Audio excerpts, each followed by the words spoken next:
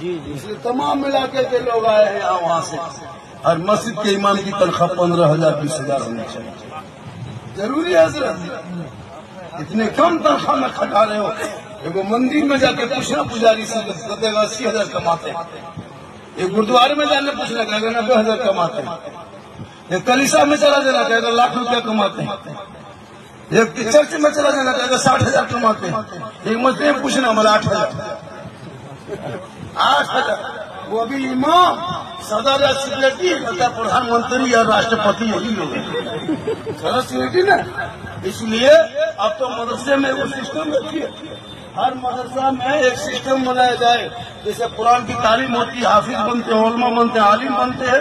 हाफिज का कोर्स, कारी का कोर्स, बॉक्सर का भी कोर्स है। और मौलाना बॉक्सर सीखे, बॉक्सर एकदम टनाटन बॉक्सर बनो। ज्यादा सही मार के वही देखा जाए, जिंदगी गुलामी करेंगे, जिंदगी बर्बाद कर दिया उलमा आलिम का जी, है ना। पूरी दुनिया कमा रहा 60-70,000 रुपया, मामूली को पार्टी कर खाना में कमा रहा 20,000 रुपया। आज हमारे बरादरी में इतनी गरीबी आ रही, लोग पढ़ना छोड़ रहा है। डॉक्टर का बेटा, इंजीनियर का बेटा, प्रोफेसर का बेटा, वकील का बेटा, मास्टर का बेटा नहीं मिलेगा मौलाना।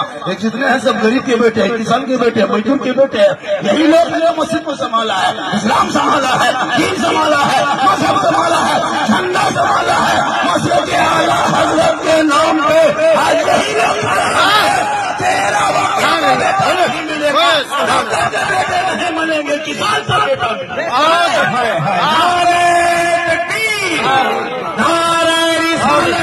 मसल के आला मुहाफिजा ने मसल के आला बहुत उम्दा, बहुत उम्दा। ये जरूरी है तनख्वाह बढ़ा। और इमाम का कमरा भी ठीक होना चाहिए। मस्जिद में एसी, मस्जिद में एसी, मस्जिद में कूलर। 15 मिनट के नमाज पढ़ना घुसता है, एसी लगाता है मस्जिद में। वो भी जानता भी नहीं, जबरदस्ती पढ़ के निकलता, फिर भी एसी। इमाम साहब बेचारा जिस कमरे में बैठा, एक जगह गए थे इमाम का कमरा में 2-3 साल पहले, जिस कमरे में डेरा दे दिया था हजरत, जलसा बहुत बड़ा था। हम चले गए, 5 बजे पहुंच गए। बोले चलो, ट्रेन से गए थे, ठीक गए। बोला डेरा कहाँ पर? हजरत घर में मेहमान आया है, किसी घर में जगह नहीं है, आप लोगों का डेरा मस्जिद में रखा है, आप जल्दी आ गए तो जब मेरा डेरा में आराम कर लीजिए। हम ठीक इमाम साहब के डेरा में घुसे, हजरत चौकी में बैठे और अपने अपने चौकी हिलने लगे। हम दौड़ के निकल गए, सोचे जलजला। बैठिए, बोले कहाँ पर जलजला नहीं आया हजरत, ये चौकी के कील कांटी सब खुल के। हम बोले यहाँ के सदर सिक्योरिटी है, और सदर जो है वो ठेकेदार है, सिक्योरिटी मताल है, मस्जिद आता है। हम बोले चलो, जिस गांव में जलसा है हम तुम्हारे गांव में आए हैं, हमको जलसा करना है।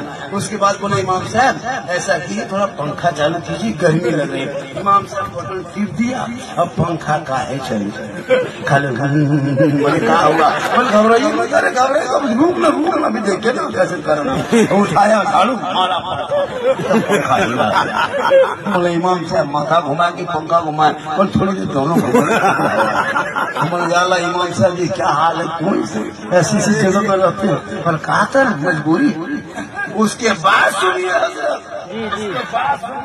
हम लेट गए, थके थे, ठीक लेटे, ऊपर देखे मस्जिद के लड़का, कमेटी के लड़का, मुहर्रम का खड़ा वाला, तलवार वाला बच्चा गड़ा सा सब बांध के इमाम की सच्ची। हम बोले इमाम साहब अगर रात में चूहाया मूसा रसी काट दिया तो क्या होगा? इमाम साहब बोले सुबह तक हम भी शहीद इस गांव में जलसा हो रहा है, ठीक बोल रहा है। उनके बाद सुनिए, जब हम करवट घूम के सो गए नकीब साहब, उस वक्त हमारी रूह मिल गई। बोले अल्लाह जनाजा खाली भी इमाम बोले इमाम साहब ये खलिया देंगे सूझिएगा, खाली मुर्गे ये खाकी सदर के घर में टांग दो, अरे भाला सिक्योरिटी घर में टांग दो।